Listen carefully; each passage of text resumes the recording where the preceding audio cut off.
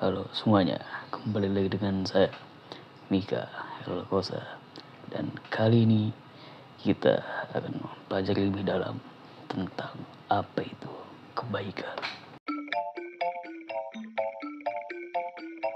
Pertama-tama kita akan mulai dari definisi kebaikan itu sendiri. Nah, secara dasarnya seorang bisa dikatakan dia baik karena dia bermanfaat bagi sekitarnya, yakni dengan cara mematuhi aturan yang berlaku di sana. Coba kita ambil contoh, semisal di sistem hukum tidak diperbolehkan yang namanya mencuri. Dan ketika ada orang yang tidak mencuri, maka itu bisa dikatakan orang baik karena dia patuh terhadap aturan. Demikian dengan aturan-aturan yang lain. Ketika ada orang yang ingin meminta, kita beri. Ketika ada seseorang yang kekurangan, kita penuhi. Nah, itulah kebaikan. Itu semua diajarkan oleh nenek moyang kita, turun-temurun sampai kepada kita saat ini. Namun dengan begitu, kenapa kejahatan masih merajalela di dunia ini? Melihat caranya begitu mudah dan tidak ribet,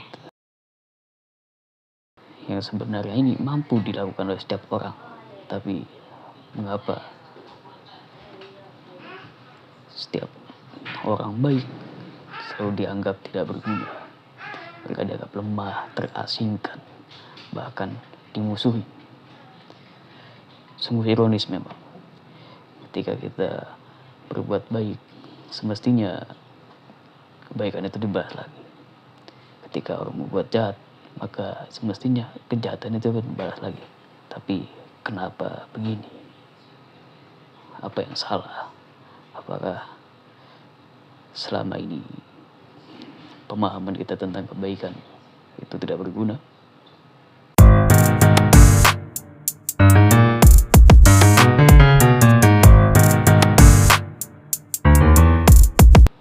Di sini kita memasuki tantangan tentang menjadi orang baik. Nah, di sini saya akan bagi menjadi dua sumber berbeda, yakni pertama dari luar ke dalam dan dari dalam keluar. Begitu.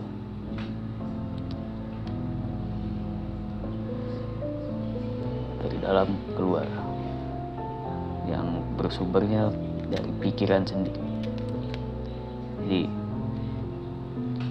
sejatinya manusia memang memiliki kecenderungan untuk berbuat jahat.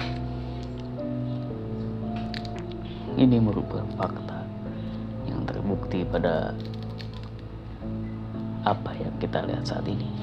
Dan ini tidak terlihat jelas kepada orang-orang seperti kita. Namun sebenarnya itu bukan tidak ada pada orang-orang yang kita anggap baik, melainkan dia melemah pengaruhnya. Kemudian dorongan hasrat berbuat jahat ini bisa didorong dengan cara meningkatnya kemampuan atau kekuasaan si orang tersebut. Contoh, ketika orang biasa atau kita anggaplah karyawan, pastinya dia tidak memiliki kemampuan untuk mengotak-atik sistem pekerjaannya karena dia merupakan di tingkat yang paling bawah. Namun ketika dia posisikan sebagai kepala dari perusahaan tersebut gitu kan, ya CEO lah, maka dari itu CEO memiliki kendali penuh atas perusahaan dia, atas aset dia. Dan itu artinya dia bisa melakukan apapun Dari situlah manusia hasratnya mulai menguat. Demikian kita melihat bukti kepada banyak orang dengan jumlah uang yang tak terhingga, sehingga dengan kemampuan sehebat itu mereka menghambur-hamburkannya seolah itu tidak akan pernah habis seumur hidup.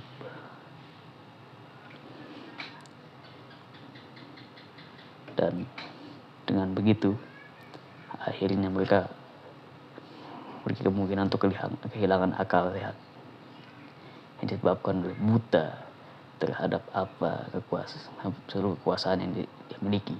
Dia merasa aman dengan kemampuannya, padahal itu semua fana. Selanjutnya dari luar ke dalam. Nah, yang saya maksud ini adalah kenyataan sistem sosial masyarakat yang ada di dunia saat ini, di mana setiap orang pastinya memiliki versi kebenarannya masing-masing.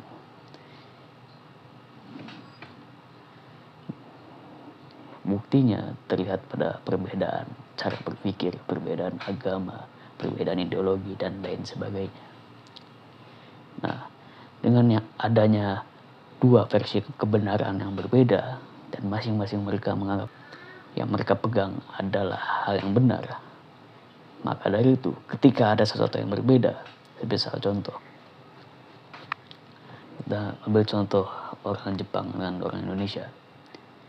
Menurut budaya Jepang, ketika ada seseorang yang makan dengan suara yang sangat lantang, yang berisik gitu, maka itu menandakan bahwasanya orang tersebut menikmati makanannya. Namun ketika kita begitu ke orang Indonesia, maka yang demikian akan dianggap tidak sopan.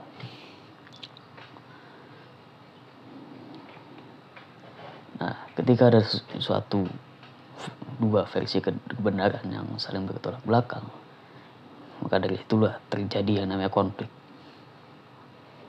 Mungkin ini terlihat sederhana, tapi ini hanya versi miniatur. Siklus ini terjadi berulang kali dalam sejarah peradaban manusia yang penuh tumpah darah, perang ratusan tahun hanya karena beda cara berpikir, beda tujuan, padahal sama-sama manusia. Dan tidak menutup fakta bahwasanya mereka sama-sama memperjuangkan hal yang menurut mereka benar. Hanya karena sedikit perbedaan, itu malah menjadikan sesuatu yang tidak seharusnya dilakukan.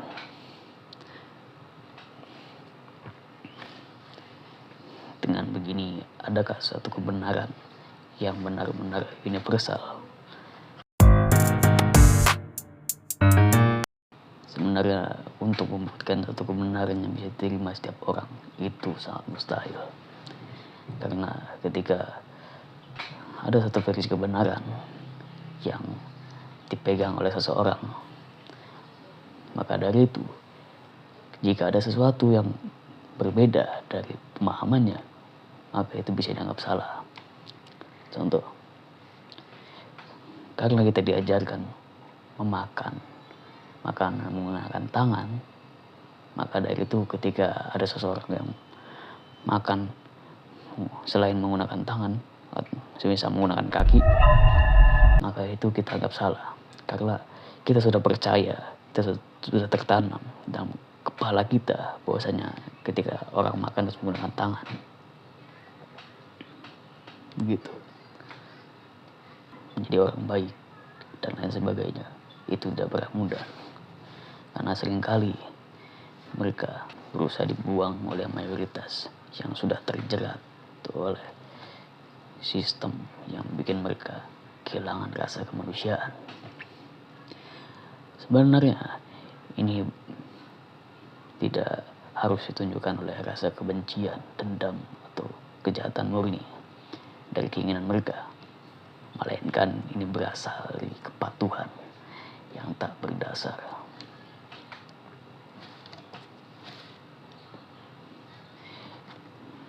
Inilah yang menjadi pokok pangkal masalah yang sulit dihancurkan.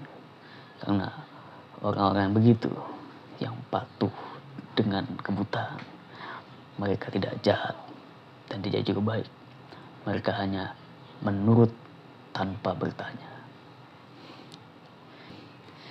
Ini merupakan kondisi di mana akal berhenti bekerja, di mana manusia tidak lagi sebagai makhluk hidup, melainkan sebagai robot pemusnah massal.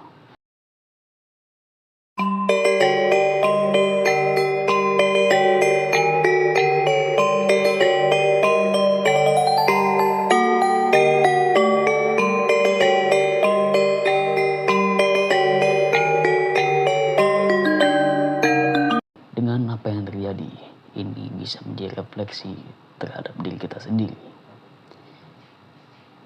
Dengan seluruh tantangan yang ada, dengan keadaan dan kondisi yang kita lihat saat ini.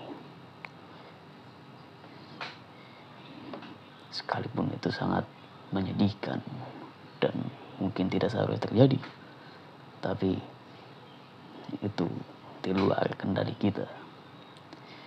Yang hanya kita bisa lakukan hanyalah mengendalikan diri, mengarahkan kemana kita ingin membawa tubuh ini.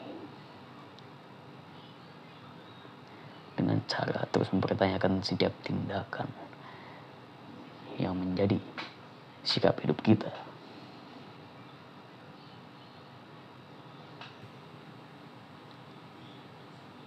Maka dari itu, tentukanlah pilihan. Jangan sampai terlambat. Sekian, terima kasih.